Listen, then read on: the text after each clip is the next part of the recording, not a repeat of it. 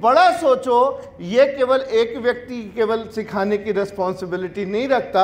मुझे लगता है कि जितने भी लोग इस स्टेज पे आए हैं वो सब बड़ा सोचते हैं और आपको बड़ा सोचने के लिए इंस्पायर कर सकते हैं। आप सबकी उपस्थिति मेरे लिए बहुत महत्वपूर्ण है। भारतवर्ष के लिए जो हम सपना देखते हैं कि एक स्वस्थ एवं आत्मनिर्भर भारत का निर्माण करना है, तो वो अकेला मैं पूरा नहीं कर सकता, लेकिन हम सब साथ मिलकर ज़रूर पूरा कर सकते हैं। ये मेरा पूर्ण विश्वास है, और क्योंकि आप मेरे भरोसे में शामिल हैं। जो हमारे एप्लॉम के उत्पाद हैं, ये किसी को दुबला या पतला नहीं करते हैं, न मोटा। ये इंसान को स्वस्थ बनाते हैं। ज़्यादातर लोग हार्ट अटैक से क्रॉनिक वो मर रहे हैं जो बहुत डाइटिंग कर रहे हैं। तो शरीर को स्वस्थ रखना ज़्यादा महत्वपूर्ण है, ना कि। तो मैं यही कहूँगा कि अमेरिकी कल्चर मत अडॉप्ट करो। उनके यहाँ का जलवायु सिस्टम अलग है और हमारे यहाँ की जलवायु सिस्टम अलग है। लेकिन इसका मतलब ये नहीं है कि बर्गर खाओ, पिज़्ज़ा खाओ, चाउमीन खाओ, मतलब अमेरिका का कुछ मत खाओ। सहमत है? अपने देश की दूध, रबड़ी, घी, छाछ, मक्खन खूब खाओ। कान्हा खाते थे मक्खन यार, गणेश जी लड्डू खाते थे। सहमत है कि नहीं?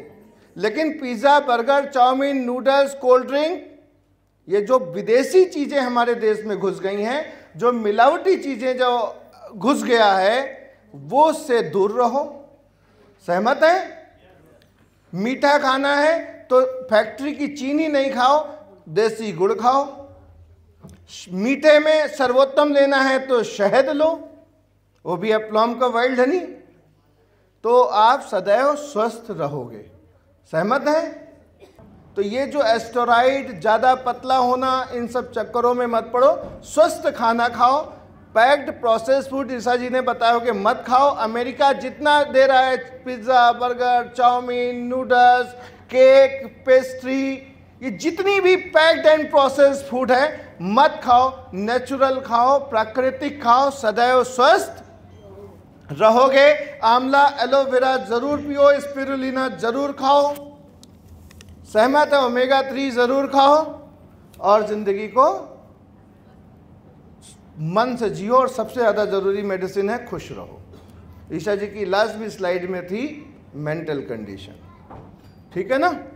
ओके, एक बार जोरदार तालियां बजाइए। स्टार्ट करते। पहली स्लाइड क्या है? ये अकेला मैं कह रहा हूं, आपके पापा ने भी कहा था, मम्मी ने भी कहा होगा, गुरुओं ने भी कहा होगा, सीनियर ने भी कहा होगा। अच्छा, मुझे एक बात बताओ कि अगर आप बड़ा सोच लेते हो तो क्या इस पे कोई टैक्सेशन की समस्या है आपको? कोई ईडी, सीबीआई का कोई आपके घर में छापा पड़ने वाला है क्या? तो सोचो ना, क्या सोचोगे? आज से यदि आपको कुछ सोचना है तो बड़ा सोचना है। मेरे गांव में एक कहावत कही जाती है, बेटा गिरना भी तो आगे की तरफ, पीछे नहीं गिरना, आगे गिरना।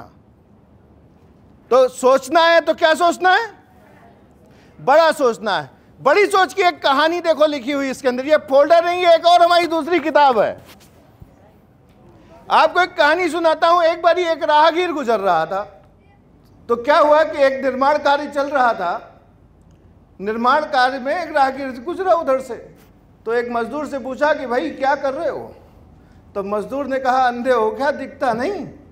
ईंटें जोड़ रहा हूं। दिखता नहीं, ईंटें जोड़ रहा हूं। राहगीर आगे बढ़ा, दूसरे मजदूर से पूछा, भाई क्या कर रहे हो? तो दूसरे ने कहा कि भाई निर्माण कार्य कर रहा हूं, एक बहुत भव्य सुंदर मंदिर बना रहा हूं। दोनों ही मजदूर थे और दोनों ईंटें जोड़ रहे थे। एक ने कहा, जवाब दिया, दिखता नहीं, क्या कर रहा हूं? ईंटें जोड़ रहा हूं पेट पालने के लिए, घर चलाने के लिए। दूसरे ने कहा कि देखते भाई एक बहुत सुंदर दिव्य भव्य मंदिर बना रहा हूं जहां पे लोग आएंगे, आके उनको शांति मिलेगी, पूजा अर्चना करेंगे। बिजनेस बड़ा पहले पता कहां होता है? कहां बड़ा होता है? जब थोक के देखो है भी। बहुत से लोग तो दूसरे के दिमाग से चल रहे हैं। कोई आता कहता मेरी जिंदगी, मेरे क्या कामयाबी का राज है ये कोका कोला। वो कुत्ते फांते इस पहाड़ से उस पहाड़ से उस पहाड़ से उस पहाड़ से आता है और जाके ट्रक से कोल्ड ड्रिंक निकालता बोला प्यास बुझ गई। किस गधे की प्यास बुझी? तो सब गधे क्यों पी रहे हैं? सोच के तो देखो, या तो वो गधा बना रहा है हमको या हम हैं। Is it true? क्या? और ऐसे ही एक नहीं है, ऐसे अनेक है। देखो वो बेचारे कहते हैं ना कि गधा किसी को नहीं को, संस्कृत में गधे का नाम क्या है पता है? गूगल करो। नहीं, गूगल करो, बहुत अच्छा नाम है संस्कृत में। तो सिंपल सी बात है कि उन्होंने समझ लिया कि इनके पास इस भारतवर्ष की जो जनता है ना, इसके पास है ही नहीं। ये जो हम टीवी में दिखाएंगे, जो एफएम में सुनाएंगे, जो अखबार में पढ़ाएंगे, सिर्फ उतना ही समझेगी क्योंकि इसके पास है नहीं। समझ रहे कि नहीं? कौन स्त्री आज तक क्रीम लगा के गोरी हुई?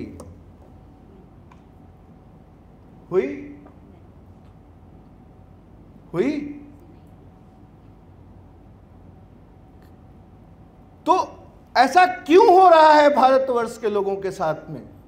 क्यों? क्योंकि ऐसे मकड़ जाल में फंसा दिया गया है कि साहब तुम उससे ज्यादा सोच ही नहीं सकते हो। ब्रह्मा तो अमिताभ बच्चन ही इस देश में, क्योंकि वो जो डाइपर बेचेंगे वो दुनिया का सबसे अच्छा होगा माओ के लिए। जो हिंगोली बोलेंगे बेचेंगे उसी से गैस उतरेगी। जो तेल लगवाएंगे पूरे देश को उसी से लोगों के दर्द दूर होंगे। क्यों? क्योंकि वो ब्रह्मा है। सहमत है? नहीं ना? लेकिन वही बात सिर्फ इतनी है कि उतना बड़ा सोचने की यहां के लोगों को कूक मंडूक बना दिया गया। एक बहुत बड़ा विचारक था, उसने कहा कि अगर लोगों को गुलाम बनाना है, अगर लोगों को गुलाम बनाना है तो उनको निरक्षर बना दो, हैंडीकैप बना दो, डिपेंडेंट बना दो। तो पूरा का पूरा जो सिस्टम है, उस सिस्टम ने क्या बनाया? क्या बनाया? इंसान के अंदर की जो शक्ति है बड़ा सोचने की, उसको छीन ली कि तुम कर ही नहीं सकते। दोस्तों, ये जो जगह आप बैठे हो ना, इस जगह पे जहां पे आप बैठे हैं, ये जगह जिंदगी बदलने वाली जगह है। लेकिन जिंदगी बदलेगी उसकी जो बदलने के बारे में सोचता होगा। क्या? बड़ा। क्या? बोलो ना, दही बड़ा नहीं, बड़ा। Think big, think fast. Ideas are no one monopoly. जो विचार हैं ये किसी की जागीर नहीं है। Ideas are no one monopoly. कोई भी सोच के आगे निकल सकता है और बड़ा बन सकता है। राइट? आगे नेक्स्ट स्लाइड में जाके आप देखोगे, आप जो काम को कर रहे हैं उसके लिए रिस्पेक्ट होना बहुत जरूरी है और उसका आपके मस्तिष्क में बड़ा होना बहुत जरूरी है। आज के समय में इतना आदमी का इंटीग्रिटी लेवल गिर गया है तो यहां पे क्या है ना कि जो सक्सेस भी चाहिए मुफ्त में, और जब कहेगा हाँ मैं सक्सेसफुल बना, बोले इस पे ऑफर क्या दोगे? This is the condition of mentality. तो सबसे पहले बड़ा कहां बनना पड़ेगा? सबसे पहले बड़ा कहां बनना पड़ेगा? दिमाग में। एक और कहानी है शेर की। एक बारी एक आदमी था मेरे जैसा, वो सर्कस के मैनेजर के पास गया। सर्कस के मैनेजर के पास गया और मैनेजर से कहा कि मेरे पास एक बहुत अनोखी चीज है। मैनेजर ने कहा अरे वाह, मेरा तो सर्कस ही अनोखी चीजों पे चलता है, दिखाओ। तो उसने सूटकेस खोला और उससे एक शेर निकाला। बोले अरे वाह, ये तो शेर है। बोले ये पियानो बजाता है। क्या बजाता है? बोले ठीक है बजवाओ। तो शेर से उसने कहा कि पियानो बजाओ। शेर ने पियानो बजाना शुरू किया। तब तक एक बड़ा शेर आया, उसकी गर्दन पकड़ी ले गया। तो सर्कस के मैनेजर ने पूछा ये कौन है, ये कौन है? तो वो जो व्यक्ति था उसने कहा ये इसका बाप है, इसको डॉक्टर बनाना चाहता है। एक्सपर्टाइज से कोई लेना देना नहीं। आप जैसे यहां से मोटिवेट करके भेजेंगे, आपके घर में आपके बाप बैठे हैं, आपके पड़ोस में बैठे हैं, तो कहे कहां चक्कर में पड़ गए, तुम तो कर ही नहीं सकते। किसी का हस्बैंड होगा, किसी का बेटा होगा, किसी की बेटी होगी, किसी की पड़ोसन होगी, किसी की भाभी होगी, किसी की दीदी होगी। तो बाप बैठे हैं ना, गर्दन पकड़ के फिर चौका बेलन, फिर बर्तन धुलो, फिर बच्चे पालो। औरतों का जन्म ही सिर्फ इसलिए तो हुआ ना, बच्चे पैदा करें, पाले, पढ़ाएं और जिंदगी भर ताने खाएं। This is the life of majority Indian houses. Human life क्या है एक औरत की जिंदगी, बताइए। तो बहुत कम ऐसे लोग होंगे जो संगीता राउत के जैसे निकल के आ जाएंगे, नीलम भाई गांधी जैसे निकल के आ जाएंगे, सुषमा जी जैसे निकल के आएंगे, बबीता जी जैसे लोग निकल के आएंगे। बहुत लोगों को झटकना पड़ता है। तो जितने बाप बैठे ना, जो गर्दन पकड़ के आपको ये फोल्डर लिख के दिया, कहानियां सुनाई नहीं है, लिख के दी है। बदलना चाहो बदल लेना खुद को और अपनी जिंदगी को, क्योंकि कोई दूसरा आपकी मदद नहीं करने वाला इस काम के अंदर। और अगर आप सोचो कि पुष्कर मिश्रा आप पे निर्भर हैं, या कोई पृथ्वी पे ऐसा इंसान हो जो ये सोचता हो कि ये मैं उन पे निर्भर है, तो कदापि ये गलतफहमी है उसकी। मैं आत्मनिर्भर हूं और मैं आत्मनिर्भर भारत बनाना चाहता हूं।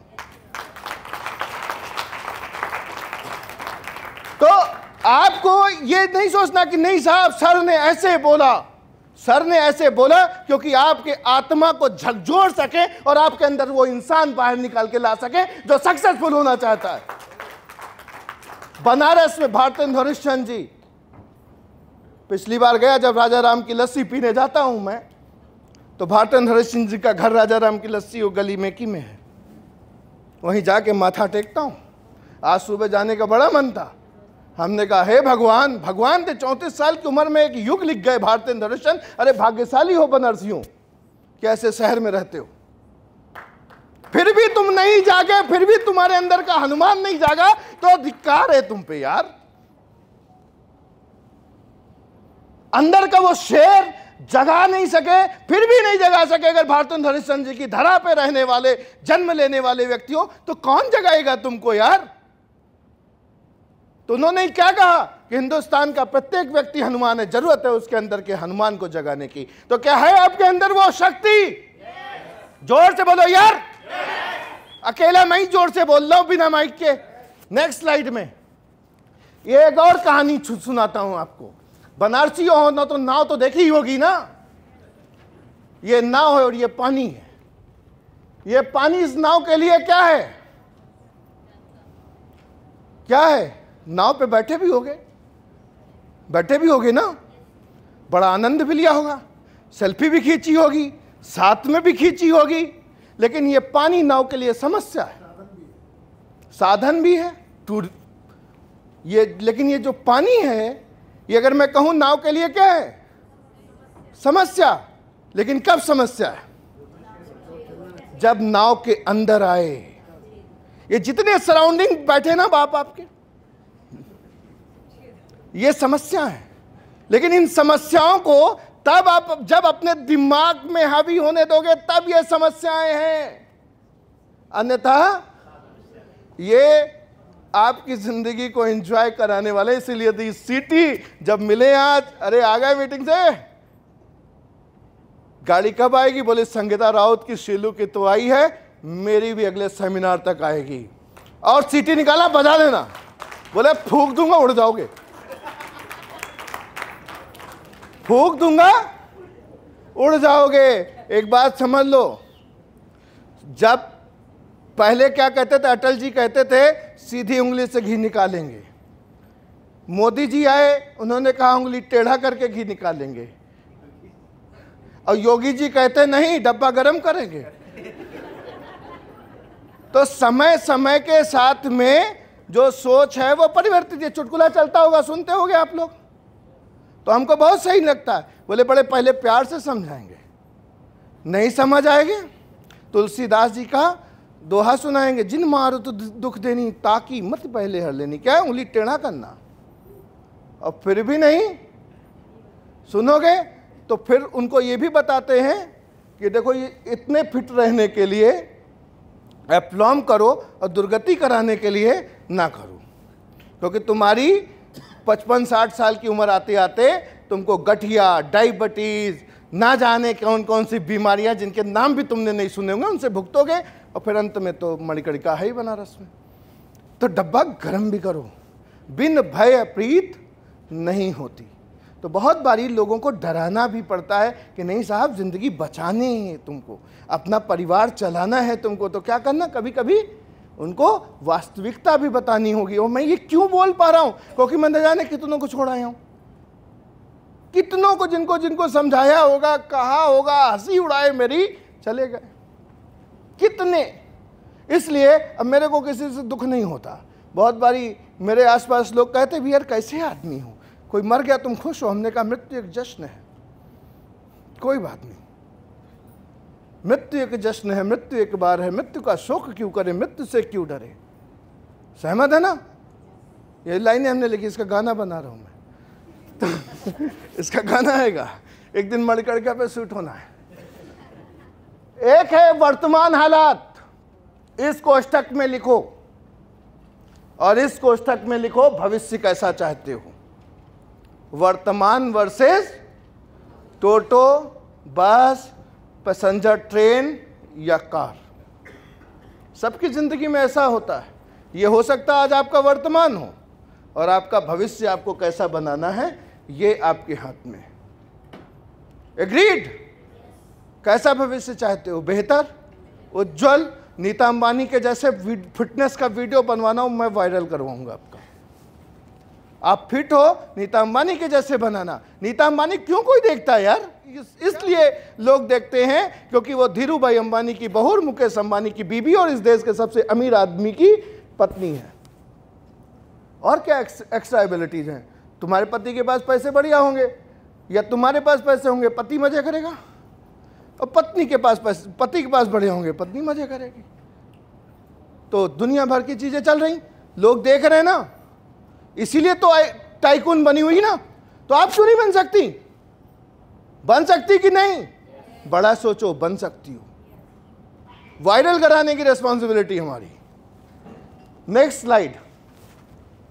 एक युद्ध है ये, जैसा मैं आपको बता रहा हूं ना, आपको ये बात हजम नहीं होगी, क्योंकि ये बात किसी ने आपसे पहले कही नहीं होगी, और कही भी होगी तो आपने अपने को इतना गया गुजरा समझ लिया है कि अगर कोई आदमी आपसे कहे कि भाई सफल होना चाहते हो, अरे ये क्या होता है, हम तो पैदा ही गरीब हुए हैं, हमको तो 8,000 की नौकरी भी नहीं मिल सकती, हमको तो कोई झाड़ू पोछे के लिए भी नहीं रखेगा अपने घर में खाना बनाने के लिए, इतनी खराब किस्मत है हमारी, तो तुम सफल कैसे हो सकते हो? क्यों? क्योंकि वो खराब नहीं है, वो जो तुम आस पास वो सराउंडिंग, वो छोटे शेर के बच्चे का क्या था, उसका तो गर्दन पकड़ के ले गया, कौन था? ये जो सराउंडिंग पाप है ना, जो बड़ा सोचने नहीं दे रहे हैं आपको, आगे बढ़ने नहीं दे रहे हैं आपको, ये आपके जहन में ये डाल चुके हैं तुम नहीं कर सकते। लेकिन अरुणिमा सिन्हा कर सकती है, बनारस की शिखा रस्तोगी कर सकती हैं, निक विजिस कर सकता है, लेकिन तुम नहीं कर सकती। क्यों? क्योंकि तुम हैंडीकैप नहीं हो, तुम दिव्यांग नहीं हो, लेकिन तुमको मानसिक दिव्यांग कर दिया गया है। और जो आदमी मानसिक दिव्यांग हो जाता है उसका कोई भी इलाज कहीं भी नहीं होता। उनको हमारे जैसे साइकियाट्रिस्ट चाहिए होते हैं जो करंट लगा लगा के एक पैर इधर अंगूठे में बांधते प्लग। क्या हुआ? आया मजा? सहमत हो? आया कि नहीं आया? तो ऐसे ऐसे लाते बोले हाँ भैया नाम क्या तुम्हारा? हाँ पप्पू, आप ठीक है। ताट अब तो तुमको मानसिक बीमारी हो गई है, तो इसका कोई इलाज नहीं। भगवान ने तो बनाने में कोई कमी नहीं दी, सोच दी है, शरीर दिया है, हाथ पैर दिए हैं, आंखें दी हैं, जुबान दी है, लेकिन जो दिमाग में ताला लगा लिया ना, उसका तो ब्रह्मा जो बनाए ना तुमको, वो भी कुछ नहीं कर पा रहे हो। कहीं ब्रह्मा का मंदिर हो तो बनारस में जाके माता पटक आना, शायद ताला टूट जाए।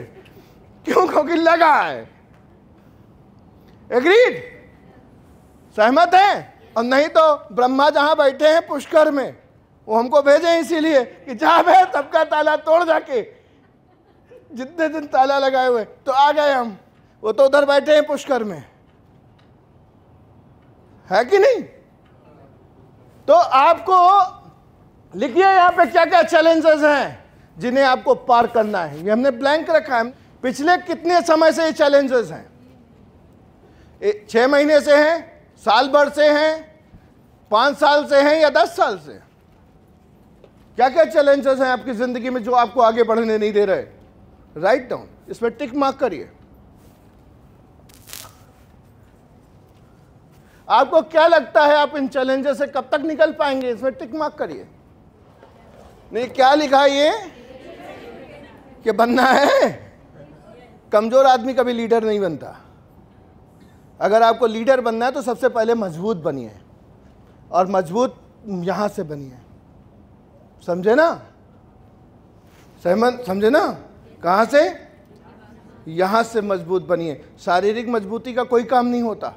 हाथी को देखा होगा, एक पतली सी डोरी में एक बच्चा लेके चलता है तो पीछे इतना बड़ा हाथी चलता रहता है, चलता रहता ना।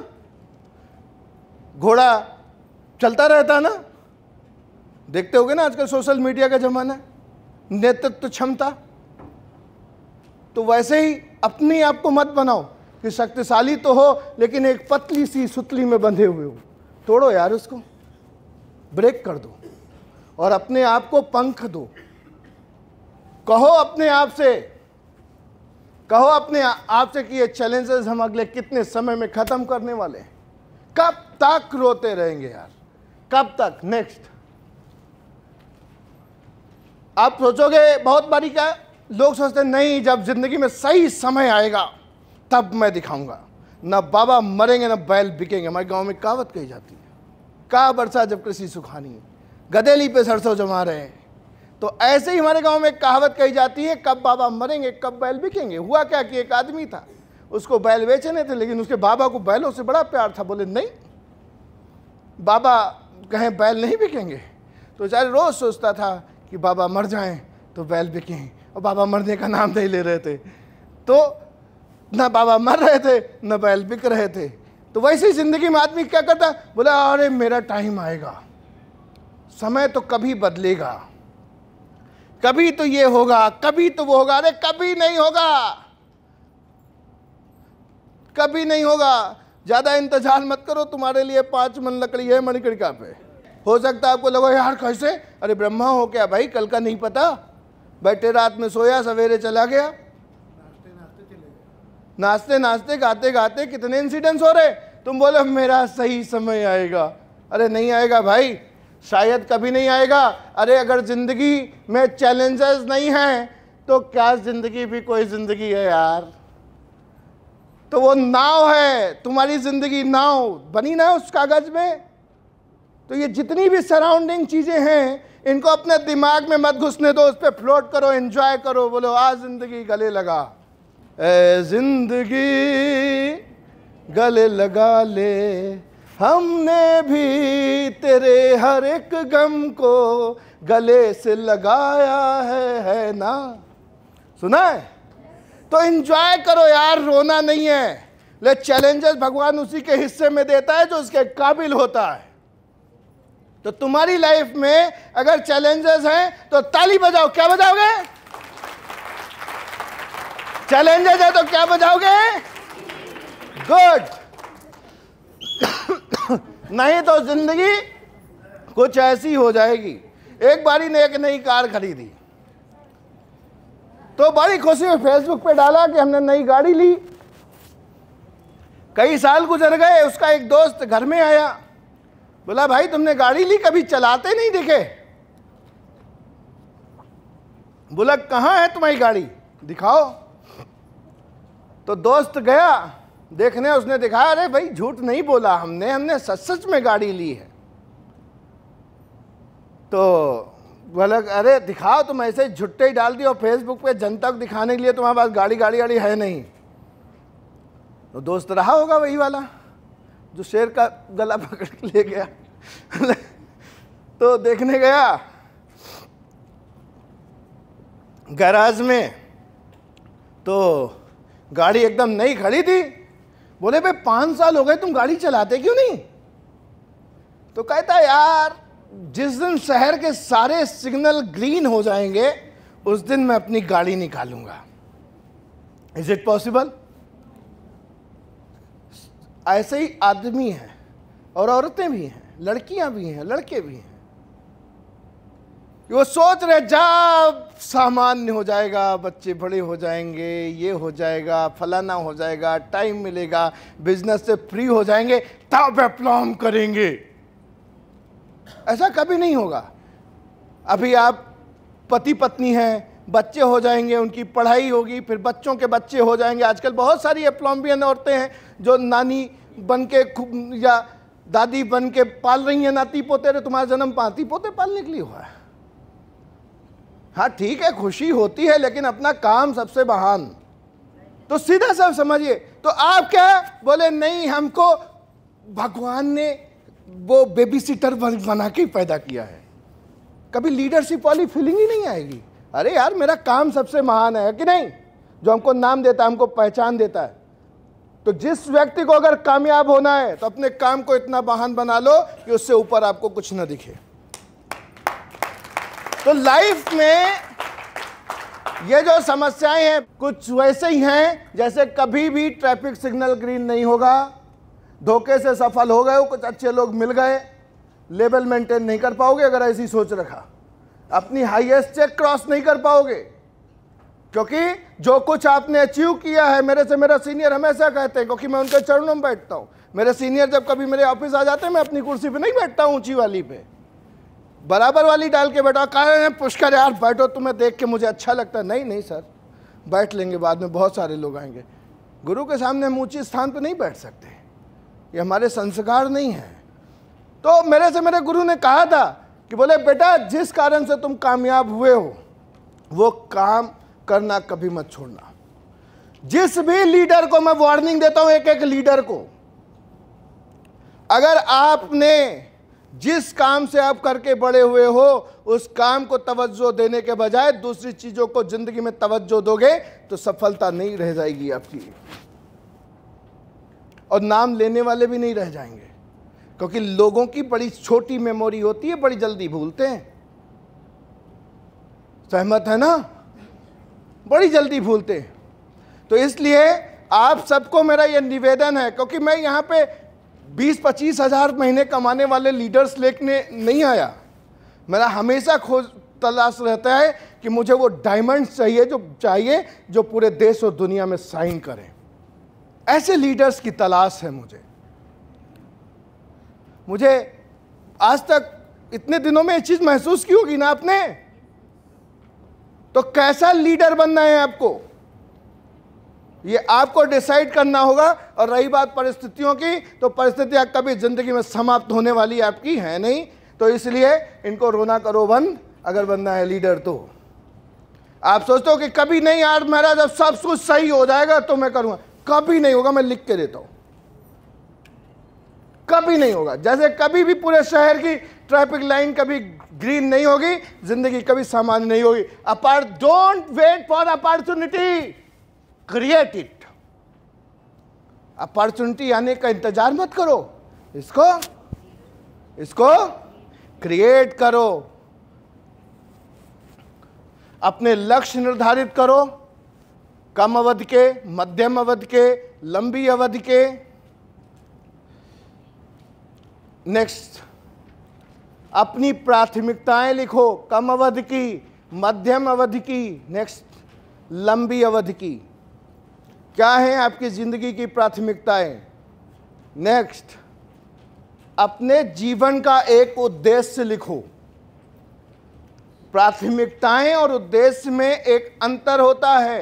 प्राथमिकता है मेरे बच्चे को पढ़ाना, मेरे घर का ध्यान रखना, सोसाइटी में जो मैंडेटरी चीजें हैं उनका ध्यान रखना।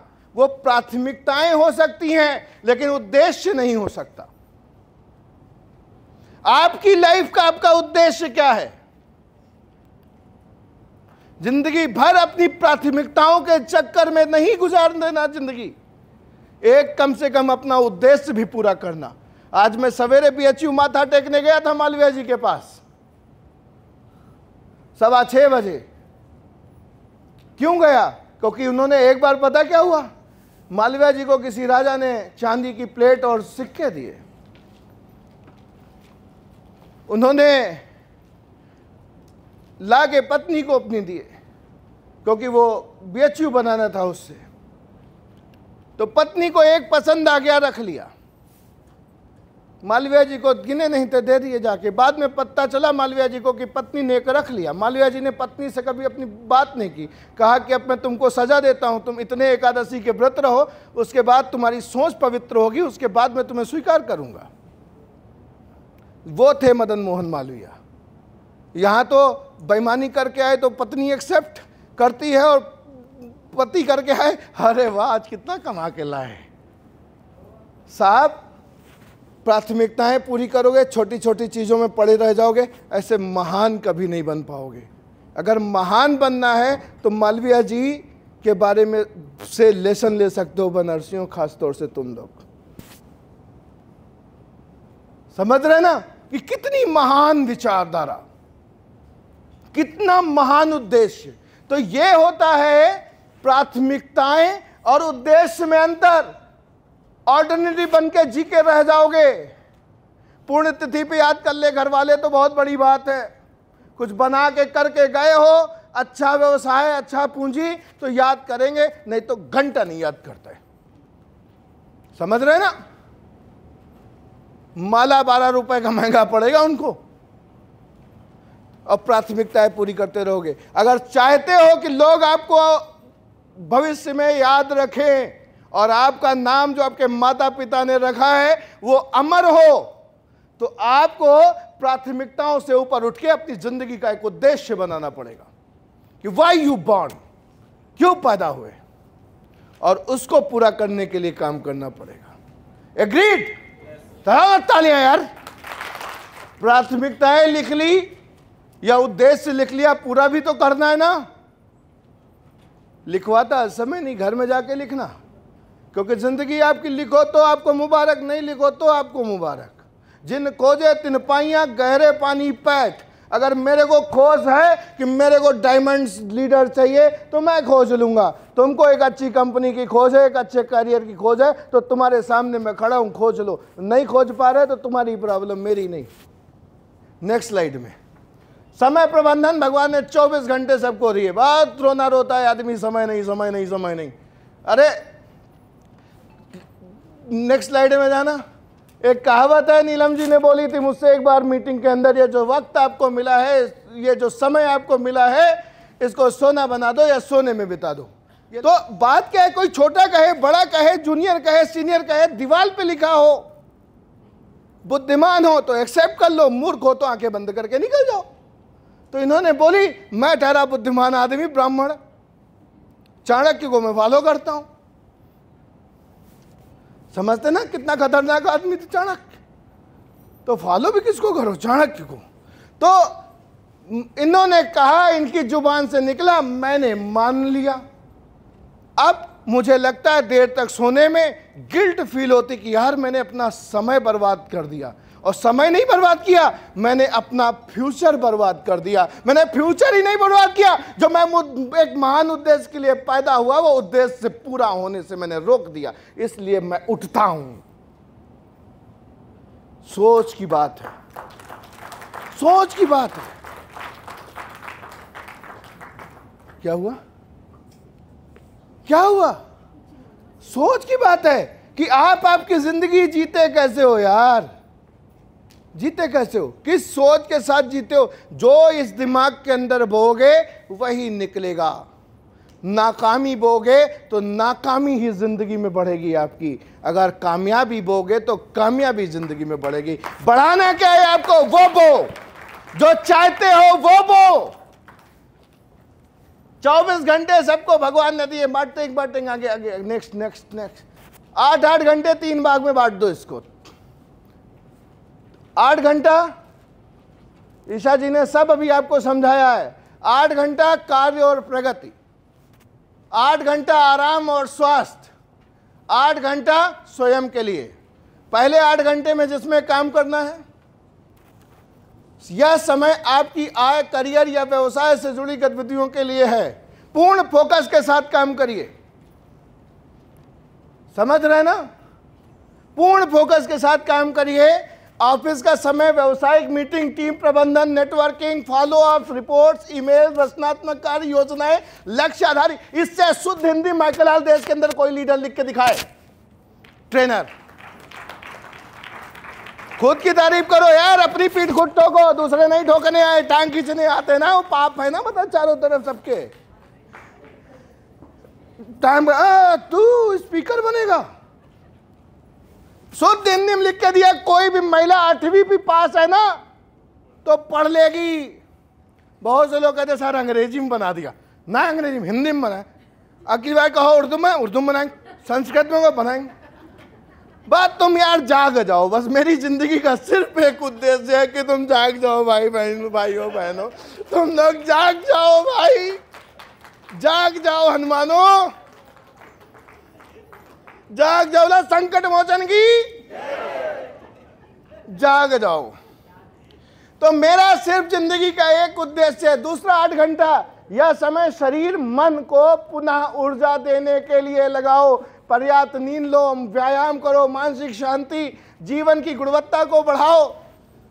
6 से 7 घंटे सो, योग, ध्यान, प्राणायाम, हल्की सैर, वर्कआउट, खेल, स्वास्थ्य पद भोजन और जल का सेवन करो। अगला क्या 8 घंटा है? यह समय आत्मविकास, परिवार, समाज और रुचियों के लिए। खेलना भी जरूरी है, पढ़ना भी जरूरी है, टीवी भी देखना जरूरी है। संतुलन आता है। परिवार के साथ समय बिताएं, पढ़ना, सीखना, नई चीजें जानना, शौक पूरे करना, सामाजिक गतिविधियां, सेवा कार्य, भविष्य की योजनाएं, महत्वपूर्ण सुझाव। हर दिन आत्मचिंतन का समय निकालें। किसका? सेल्फ अवलोकन, सेल्फ एनालिसिस। हम ठीक है, सेल्फ एनालिसिस। किसी नई चीज को सीखने का संकल्प लें कि आज मुझे कुछ नया सीखना है। अपने जीवन साथी, बच्चों और दोस्तों के साथ गुणवत्ता पूर्वक समय बिताएं। समझ रहे? 8 8 8 कितने घंटे हो गए? 24। 8 घंटे काम करना है, 8 घंटे सोना, आराम, व्यायाम, और 8 घंटे अपने सेल्फ इंप्रूवमेंट के लिए, अपने शौक पूरे करने के लिए, अपने पढ़ने लिखने के लिए, अपने परिवार के लिए समय बिताएं 24 घंटे में। इससे बढ़िया, जैसे बैलेंस डाइट खाओगे स्वस्थ रहोगे, जिंदगी में बैलेंस रहोगे तो सब कुछ मस्त रहेगा। राइट? जो समय को साध लेता है, जो वो जीवन को, बहुत तेरे लोग शादियों में बुलाएंगे, पार्टियों में, बोले शादी आया, बोले मौसी की लड़की की शादी है, बोले 1 हफ्ते पहले ही चले गए। साला बेगानी शादी में अब्दुल्ला दीवाना, कोई सर्टिफिकेट नहीं मिलेगा, हम तो नहीं जाते, मेरे पास समय नहीं है। ऐसा नहीं मैं जाना नहीं चाहता, भगवान अगर मुझको 48 घंटे 52 घंटे दे दे तो हम जाए, लेकिन मैं अपना काम छोड़ के भाई नहीं जाता। क्यों? क्योंकि मेरी जिंदगी में केवल मेरी प्राथमिकताएं नहीं, मेरा उद्देश्य भी है, और वो उद्देश्य ऐसा है कि इस स्टेज के ऊपर, ऐसे बड़े स्टेज पे 100 लखपति अपने साथ में खड़ा करना, अपने बराबर खड़ा करना, जो अपना बिजनेस में 1 लाख रुपए महीने से ज्यादा की आमदनी कमाना चाहते हो। सहमत हैं? तो जीवन में सिर्फ प्राथमिकताएं नहीं, बुरा मान जाए कोई बात नहीं, इस बात से नहीं मानेंगे तो अगली बात कोई होगी उससे मान जाएंगे। तो साला मैंने जिंदगी भर ठेका लिया इनके बुरा मानने का क्या, और यही ध्यान रखने का कि बुरा नहीं माने, क्योंकि बहुत से लोग सोचते हैं अरे क्या कहेंगे, बुरा मान जाएंगे।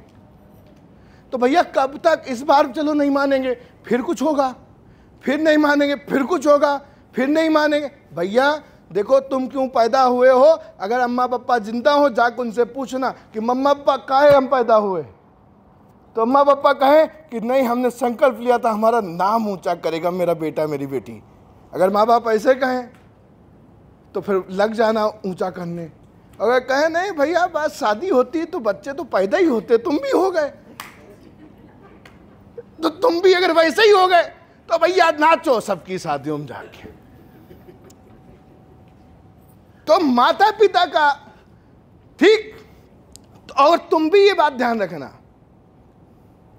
कि अगर अभी बच्चे नहीं हुए हैं या हो गए तो सोच लेना भैया काहे को आज जाके एनालिसिस कर लेना अपनी। तो this is the best way. नहीं तो इधर बढ़ रहे साला 26 करोड़ था देश आजाद होने पे, 97 में हम 100 हो गए, अभी 150 हो गए। बनारस में हमने कल ही सच कहा, हमने बनारस में भैया बच के रहना, सट के बहुत लोग चलते हैं, भले यहाँ आदमी भी सट के चलता है, गाड़ियों की तो बात छोड़ो, ये बनारस है। सहमत है कि नहीं? इतनी भीड़ हो गई है देश के अंदर, तो साहब उद्देश्य विहीन लोग रहेंगे तो क्या होगा? तो संतुलित जीवन के लिए ये सूत्र है। आगे चलिए, एक लाइन चलो मेरे साथ पढ़ो, कमान। छावा फिल्म देखी? छावा ये लोग देख रहे थे, मैं उस दिन यही प्रेजेंटेशन बना रहा था रात में। तो ये लाइन देखो क्या लिखी, सबके हाथ में फोल्डर है, जा निकालिए ना, है फोल्डर? एक साथ खड़े होके अपनी जगह पे पढ़िए। चलो 1 2 3, अभी जब हम बोले तब स्टार्ट करना।